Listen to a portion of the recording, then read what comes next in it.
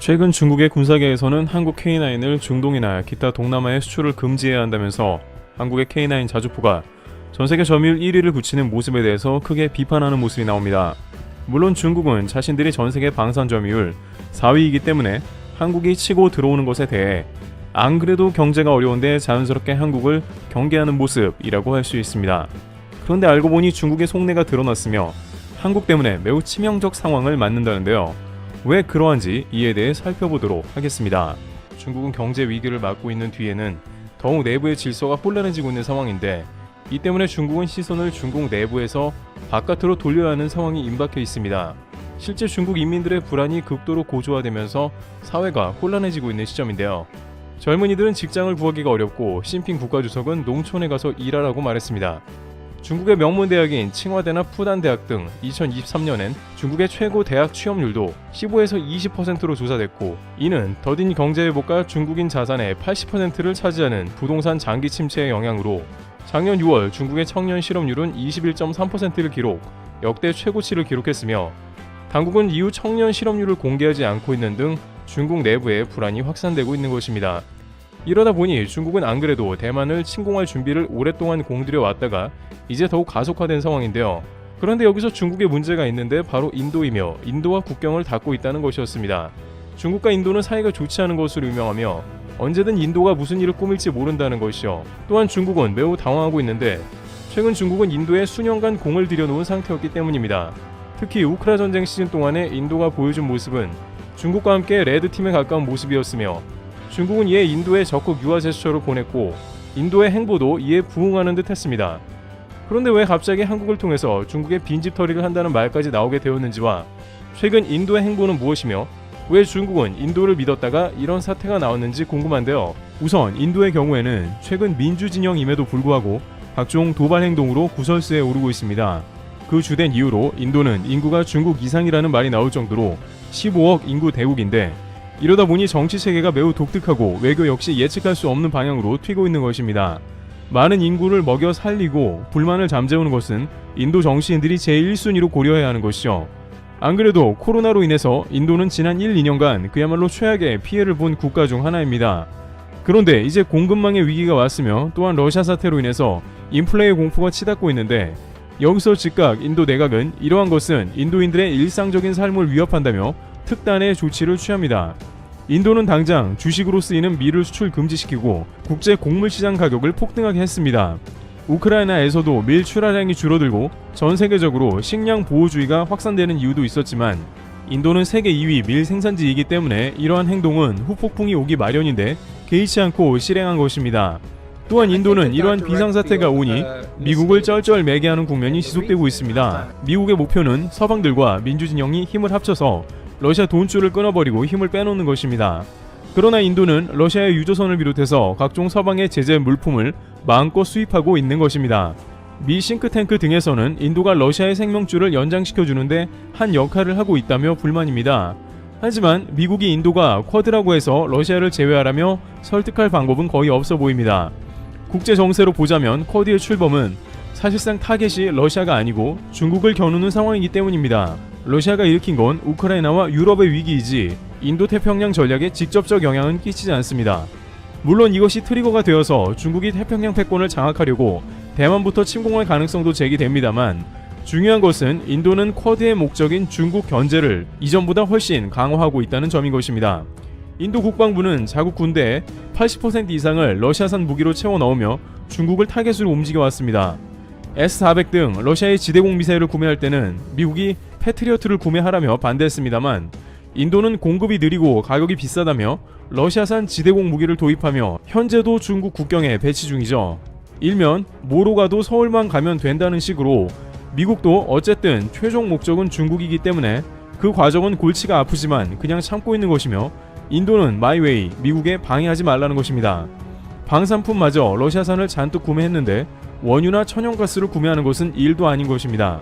실제 중국은 안 그래도 사방이 적인데 인도까지 중국군을 타겟으로 삼고 움직이다 보니 전선이 한계가 더 생긴 셈이기 때문에 인도와는 최대한 평화롭게 지낼 제스처를 보내고 있습니다. 둘이 한 목소리를 내면 28억이 한 목소리를 내는 것이고 파급력이 클 것이라고 주장했습니다. 중국이 그런데 이렇게 움직이는 이유가 있는데, 바로 쿼드를 흔들고 인도를 진정시키자는 겁니다. 왕이 부장은 중국과 인도가 서로 소모하는 라이벌이 아니며 성취하고 협력하는 대상이라고 했는데, 중국이 갑작스럽게 이렇게 부드러운 태도를 보인 것은 지금이 최적기라고 여겼기 때문인데요. 이는 인도가 러시아 침공에도 불구하고 미국이나 서방 편을 들지 않았기 때문입니다. 중국은 러시아와 역사상 가장 사이가 좋기에 인도와도 화해할 수 있을 것으로 판단했습니다. 인도는 국경 분쟁으로 반중 위기가 극에 달해 있고 대만 침공 시 반드시 신경 써야 하는 국가입니다. 대만을 침공할 때 미국을 상대해야 하는데 인도가 국경을 닫고 있으니 거슬리는 것이죠. 그래서 우선 대만 문제를 해결하기 이전에는 절대 인도를 자극하지 말고 화해하자는 것입니다. 게다가 중국에는 또 하나의 호재가 들려왔는데, 인도가 중국 군사훈련에도 참가한다는 것입니다.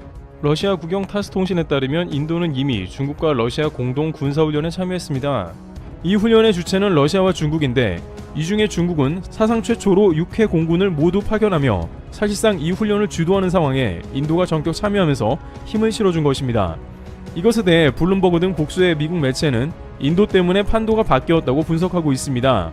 미국의 외교 관계자들은 중국은 그래도 미국이 화를 내면 눈치라도 보면서 행동하는 편인데, 인도는 그냥 제멋대로라며 러시아를 가장 대놓고 지원하는 게 인도라면서 불편한 심기를 드러냈습니다. 반면 러시아와 중국은 이번 일로 인해서 쾌재를 부르는 상황이 이어지고 있습니다.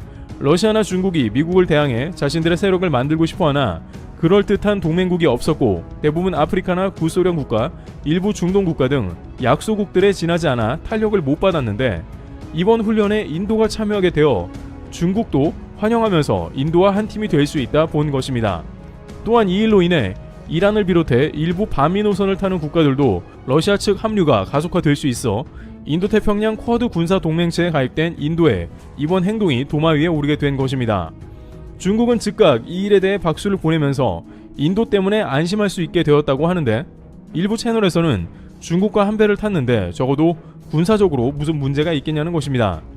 이는 시진핑 사면임을 맡는 중국에서 대만 침공에 한 짐을 덜게 되어 더욱 환영받는 것이죠.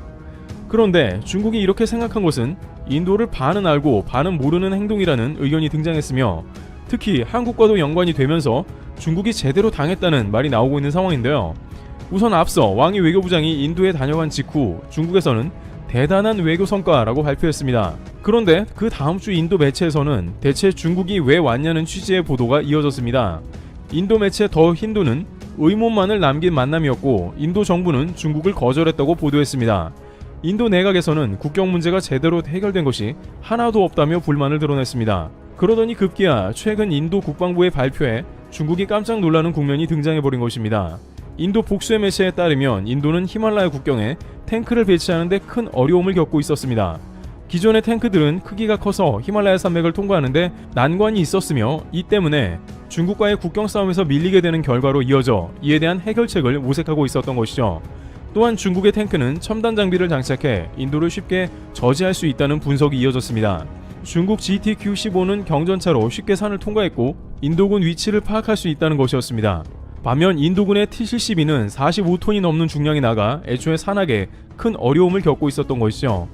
이에 인도 국방부는 기존 K9 등의 자주포를 수입하고 현지 생산에 협조적인 한국의 문을 다시 두드렸으며, 이제 경전차 수입을 본격화하는 프로젝트 승인을 앞두고 있다는 발표가 금주에 재차 등장한 것입니다. 게다가 인도의 유라시안 타임즈에 따르면 인도는 러시아의 전차를 구입하려고 검토했다가 러시아의 경량 테크인 스프루트는 인도가 검토 후 여러가지 이유로 거절했다는 것입니다. 게다가 미국에서도 계속 인도가 러시아 방산만 구입하다가 한국 방산을 구입하니 환영합니다. 최근 미국의 러시아 사태 때문에 무기가 모자라 속이 타는데 한국 때문에 해결된 맥락과 비슷하죠. 생산하는데 시간도 오래 걸리며 몇 가지 사안이 걸리며, 게다가 현재는 전쟁이 진행 중이기 때문에 인도에 제대로 공급될 가능성이 떨어지죠. 반면 한국은 K9으로 제대로 충분히 만족을 시켰습니다. 따라서 인도 방산업체 L&T는 한화 디펜스와 전격 경전차 프로젝트에 협력하기로 했습니다. 그런데 여기에 모자라 인도 국방부는 만약 중국이 대만 장기 침공에 들어가게 된다면 중국과 국경 분쟁 지역인 지역을 치고 들어갈 수 있다는 취지의 회의를 한 것으로 확인됩니다. 이미 지난 가을 인도 국방연구소는 중국이 대만과 전쟁을 시작할 때 인도 육군의 대응을 연구 중이며, 대만 전쟁 시 미군을 지원하는 것은 물론인데 문제는 결정적으로 치명적인 일을 한다는 것입니다. 그들은 120만 명의 육군을 활용하고 K9 전체를 통해서 산악 지형을 뚫고 중국에 갈 수 있다는 것이죠. K9은 중국 국경에 배치되었기 때문에 중국은 이에 상당한 경계감을 표출하고 있으며 대만 침공에는 여러 가지 대가가 많이 따른다며 해당 사안에 적지 않게 우려하는 것으로 보입니다. 많은 네티즌들은 역시 중국에는 인도가 약이라며 한국 방산의 활약에 대해 관심을 표하고 있습니다. 여기서 잠시 뜻깊은 설명절을 맞아 구독자 여러분 스스로와 가족 모두에게 좋은 제품을 1분간 소개해드리려고 합니다. 겨울철에만 복용할 수 있다는 특별한 산양산삼으로 설명절 가족분들에게 뜻깊은 선물이 될 것입니다. 저희 채널에서도 주변에 선물을 해드렸는데 뿌리채 산삼을 드렸더니 즙과는 달리 신기해하기도 하시고 비주얼상으로도 보기 좋다면서 매우 만족하셨는데 산삼 뿌리 선물은 그 자체로 여러 면에서도 좋은 것 같은데요. 이번 산양산삼은 1+1으로 한 뿌리씩을 더 드리는 행사이니 내용 참조하셔 좋은 선물 되셨으면 합니다. 어르신들은 오래전부터 기력을 회복하고 체력을 다스리는 데 산삼을 써왔는데 그랬기 때문에 명절 선물이나 귀한 분들을 챙겨서 드려왔던 것으로 유명합니다. 특히 산양산삼은 본래의 산삼과 가장 가깝다는 평가를 받고 있는데요. 하지만 최근 각종 과장 광고는 물론이고 믿을만한 삼을 구매하는 것은 쉽지 않은데 경기 용인 봉의산 일대에서 3대에 걸쳐 7년근산 뿌리를 재배하는 사장님이 계십니다. 특히 소개드리는 산양산삼은 진세노이드 함량 수치가 높고 나이가 많은 산삼이기에 더 그렇다고 합니다. 또한 그 이유는 뇌두 마디가 3, 4개 있다는 7년근삼을 주로 재배하고 있기 때문인데 지금 소개드리는 산양산삼은 최대한 자연환경과 일치하며 강원도산 생익기를 사용하고 있기에 특히나 다른 나라의 산삼보다 더욱 많은 진세노이드 성분이 포함되어 있다고 합니다. 일부 국가에서는 산삼이 크다고 좋다고 하는데 농약 없이 자란 삼은 크기가 작고 귀합니다. 사람의 손을 타지 않고 자연 그대로의 풍파, 병충해, 스트레스를 받고 자랐기 때문이죠. 이 산양산삼은 유아 어린이 청소년부터 성인에 이르기까지 다양하게 복용할 수 있으며 우유 꿀과 같이 하여 소량 복용이 가능하며 뿌리째 드셔도 무방하다고 합니다. 패키지도 명절 특전으로 보자기로 포장되는 등 매우 고급스럽고 산삼의 가격도 합리적입니다. 이번 명절에 주변에 정다운 산양산삼을 선물하시면 뜻깊은 선물이 될 수 있을 것 같습니다. 고정 댓글을 통해 구매 링크를 제공해드리며 좋은 선물이 되시기를 바라겠습니다. 트래블튜브였습니다. 감사합니다.